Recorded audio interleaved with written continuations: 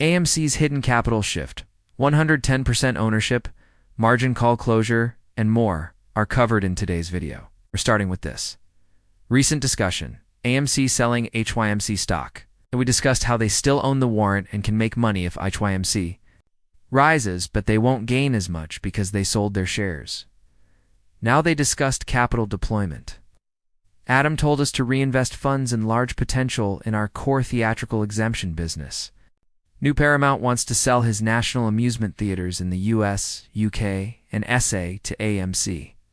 We know AMC invests heavily on its infrastructure. They've made other investments, including YMC, which is performing well, but most of them have been in infrastructure. We discussed premium screens. We discussed shutting underperforming cinemas and upgrading successful ones. Reinvesting in their infrastructure was a major topic. With them freeing up funds and talking about dumping the national amusement theaters, we might see how AMC can get into this. AMC needs to do these things to boost revenue, to improve their financial sheets, because that's what will keep the firm alive. We've seen how they've done this, so if these end up being good investments and AMC wants to go into them, this could be what we look at. If you want to know how they can do this, 759 screens equals 72 theaters in 4 countries. If AMC redeployed, cash from HRMC to buy only the US theaters and a sweetheart deal from Paramount. The 21 theaters could be sold for $100 to $150 million or less. This is the potential we could consider. It's their assumptions. It gets much more complicated. We don't know their evident price. These maneuvers waste cash, but AMC still has $380 million. They feel like doing something. We've discussed this. The fact that they have $380 million cash on hand, yet they're still selling these shares looks like they want to do something big, and this could be one of them. I also think they may be getting into film financing, which is the Jan-Feb secret. I've wanted them to get into for a while. Imagine they put 10 mil into 20 million budget, and the film does 50 mil, 15 million professor. Clearly, there's much to discuss. First off, I'm no movie expert, so it may not function here. Naturally, if you invest 10 million in a 20 million budget, and it makes 50, you make 50 or 15 million. Movies may be different, though. If you have any ideas, comment below. One thing is certain, these investments might yield big rewards. We discussed in our previous video several movies are doing well. We saw Zootopia 2's success, and its greatest market was China. I say this because we're discussing new movie opportunities. Adam Aaron has discussed utilizing AI to make foreign movies more welcome. They want to employ AI to make foreign and US films more enticing and encourage viewers. You realize film distribution could be big. AMC may wish to grow its film distribution business after seeing how Zootopia 2 and other movies did well. Maybe Zootopia 2 is too huge an example, but that doesn't change the fact that AMC wants to capitalize on the potential. This falls within their jurisdiction. This is industry related. AMC is more likely to profit from filmmaking than from these assets. This doesn't mean these investments are bad. They are, obviously. Theater companies should consider film distribution. Of course, we discussed Taylor Swift and other musicians' achievements. These are going a different approach, but I think they might be quite profitable. If AMC distributes it successfully and goes into this, it could be big. I guess that's their hidden move. Right now, these are all uncertain. We don't know for sure, but I'll watch out for it. Potential is a major factor. Because of the market's view, Netflix recently mentioned their Warner Brothers proposal. After Paramount makes a hostile bid for Warner Brothers, Netflix stock falls 3% to its lowest level since April 2025. Netflix has fallen 28%. From its 6-month-old record high, Warner Brothers is worth $108 billion to Paramount. First, film distribution can reach this enormous. Market caps for some film distribution firms are based on this, but there are other factors. Netflix already wants to get involved. From people saying Netflix is ruining the film industry too, Netflix entering the film distribution sector is a long way.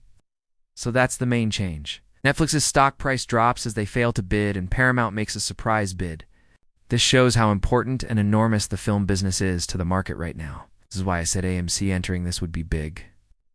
We talked about Netflix's desire to work with AMC, and we're seeing prospective deals and partnerships.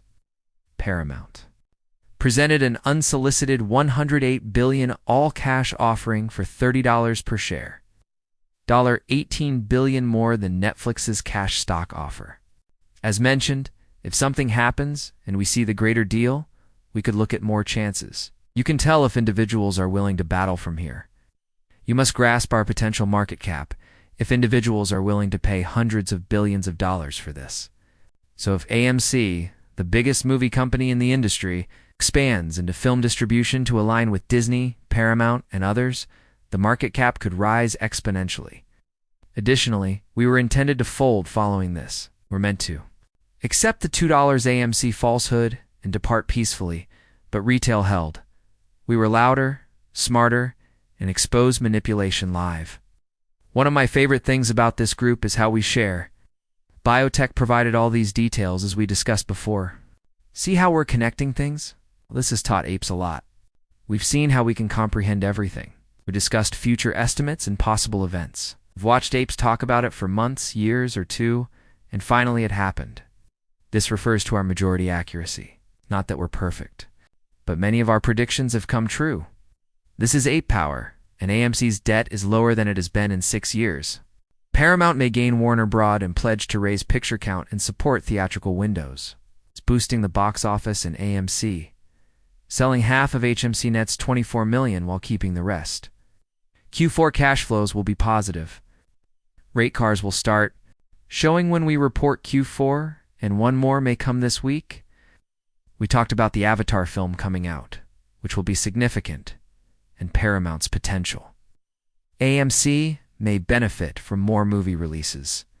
AMC's Q4 will be great too. The manipulation comes after so many things happen. IMAX share price rose 6.8% to $38.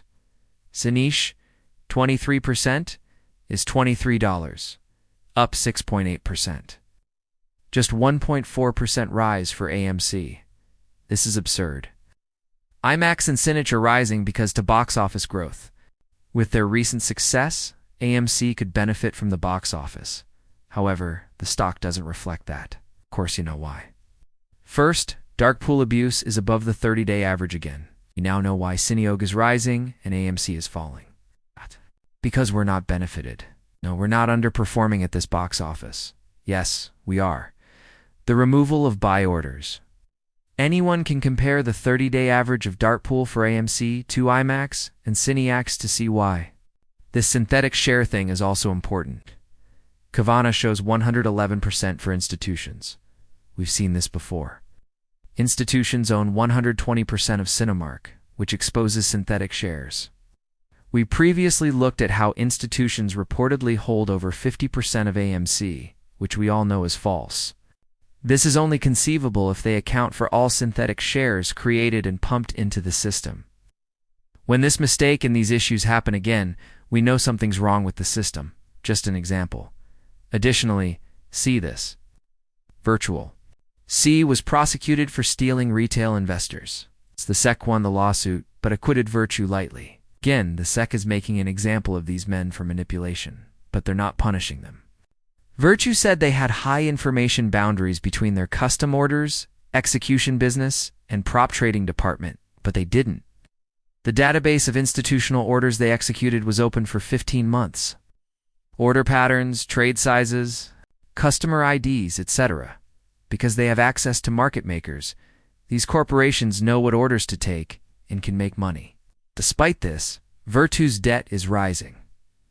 Virtue's loans keep rising. What's going on and why do they need to publish the data when the financial sheet is so bad?